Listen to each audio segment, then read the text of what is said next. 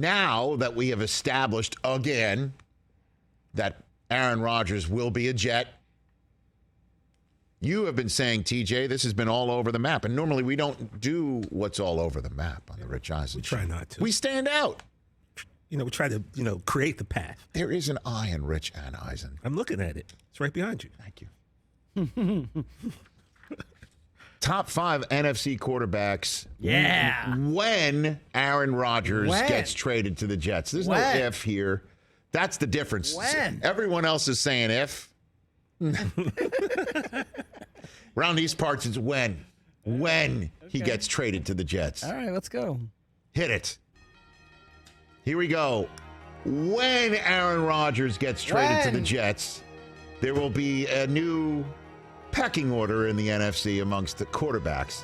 Because, as you know, it's very heavy in the AFC. Just look at the AFC West in particular. Was Rodgers won this whole time in the NFC after Brady retired? I mean, I don't know. He won back-to-back MVPs, Christopher. Yeah, he only should have got one of those. He won back-to-back MVPs, Christopher. Only one of those. All right. So, yes, the answer is yes. Right. Okay? I mean, Brady should have had one of those. But we're focused on the when. We're he also gets assuming traded. Tom's retired, right? Doesn't matter. That's an argument that's no longer germane, Chris. When? Because he won't be in the NFC this fall. Okay. He might not be in the NFC this spring. He shouldn't be in the NFC right now. But I understand what I want, and what happens sometimes doesn't mesh. Number 5 on this list is Kirk Cousins. I was thinking of leaving him off the list, but he's Kirk Cousins. No.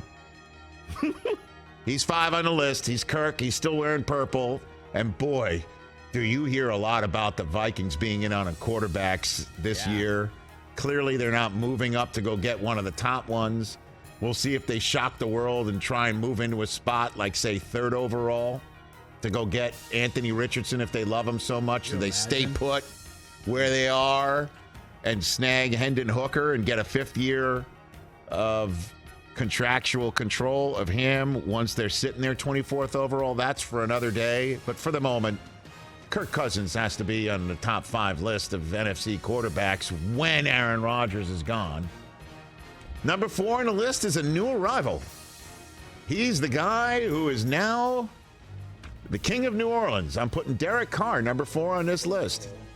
There he is. Look at that beautiful family sitting there in New Orleans getting ready to eat all sorts of gumbo. One of those children is going to look at Derek Carr and say, Daddy, do they really eat turtles here? Wow. Or and put them in soup? What? Welcome to New Orleans. The Carr family. I thought you were going to go beignets. Yeah, that's where I was. Beignet, exactly. That's not a surprise. A kid will say, I want a beignet. Turtles. Somebody's going to have to explain to these sweet children, they eat turtles here.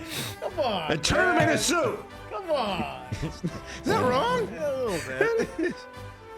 It's a delicacy. It's a truth. Don't shy away from it. Turtle on the half and shell. don't shy away from how good a quarterback Derek Carr is. I agree with you. And he is on this list of the top quarterbacks in the NFC, even though he hasn't had taken a single NFC snap of his life. That changes soon when Aaron Rodgers is gone from the NFC. Number 3 on the list is your guy. I mean, it had to be. Cooper Rush is on it. No. Hey. Damn it. It's Dak Prescott. New leg sleeve. And his new what? She's got a full leg tattoo that just got debuted. Okay, good. May it work for him. Tony Pollard signed his franchise tag today. Yeah, he did. Speaking of legs. He's got Brandon Cook. Why wouldn't he? He's got Brandon Cooks cooking. CeeDee Lamb now in his 2nd year of being the D-Hop. number 1 receiver. About to get D-Hop, huh? That's just... Neither here nor there. Dak, just let's cut down on the picks this year a little bit. Just a little bit. I agree. A little bit. And then get that run game going. Ronald Jones has arrived. Look, Dak Prescott's number 3 on this list. Number 2 on this list, everybody's forgotten about him. Everybody's forgotten about him. Oh, I know who you're doing. Number 2 on this list, let us not forget. Come on. He went from being talked about as all he needs is just to win here right now, and he's got a chance to be on a path to the Hall of Fame. And all he's got to do is maybe win one more, and he's in the Hall of Fame based on the statistics that he has accrued. Matthew Stafford is the second best quarterback in the NFC when Aaron Rodgers is gone. Make all those wince looks you wish to have. I don't know about that. Who would you put it to then? You know what? Everybody keeps sleeping on the Rams. You keep sleeping on them. They're you do tanking. That so I could make the Rams are tanking. You cannot tank with this man as your quarterback and Aaron Donald and Cooper Kupp. All right, we'll see. Get out of here with that talk. They're going to be in the bottom 8. You know what they're doing? They're going through some things. The bottom 8. A Christian Watson growth spurt? They're going through some things. All right. And they will emerge with the second best quarterback in the NFC when Aaron Rodgers is traded. Number 1 is a no-brainer. You know it. I know it. He is now the king of NFC quarterbacks when Aaron Rodgers is traded. And he might have even been number 1, even if in some way, shape, or form Aaron Rodgers somehow stays put past the draft.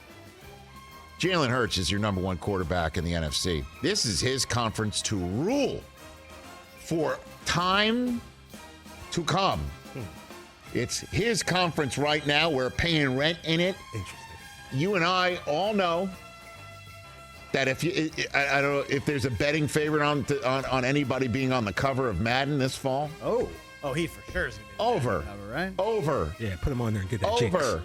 He's going to be a top 5 pick in your fantasy league this year. You might get captain. Jalen Hurts. You might get captain. Jalen Hurts, 13 touchdowns on the ground. 13 this past year. You know, it's amazing. He had almost 800 yards rushing, too.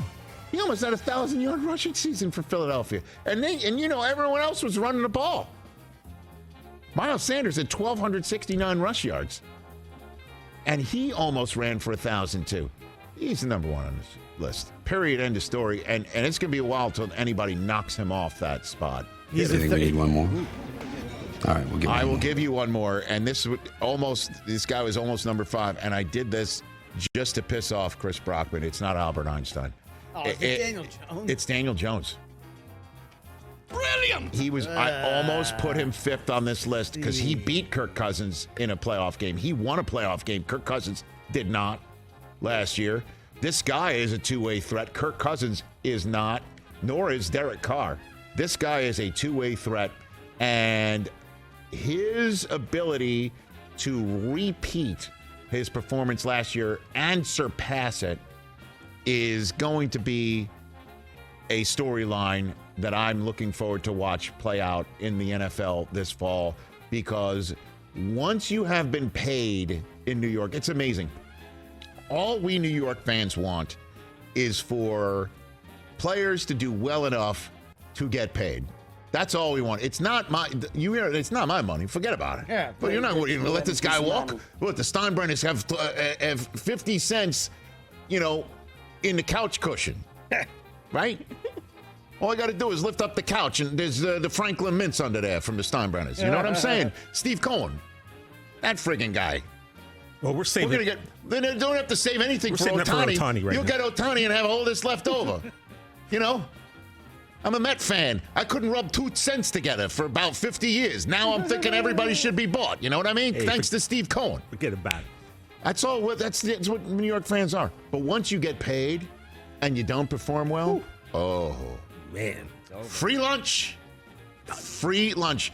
Chum in the water. You need a bigger boat, to use the phrase. Yes. Of one of your favorite movies? Yes. Daniel Jones. Interesting. What a season he's going to have. Yeah. Certainly, and if he has the season that I hope he has, he will be off the one more. He'll be on the top 5 list, and Chris Brockman will owe somebody an apology letter. And a nice steak dinner. Evan from No. who is it? No, it's just an apology letter. I get the steak dinner. You get the steak From who again? Evan in Portland. Evan in Why Portland. would you just bet a letter for a steak? By the way, Because because Evan understands. He's very confident. A steak. No. Evan in Portland. I don't know him, but he struck me as a very smart man. Yes. Evan in Portland understands.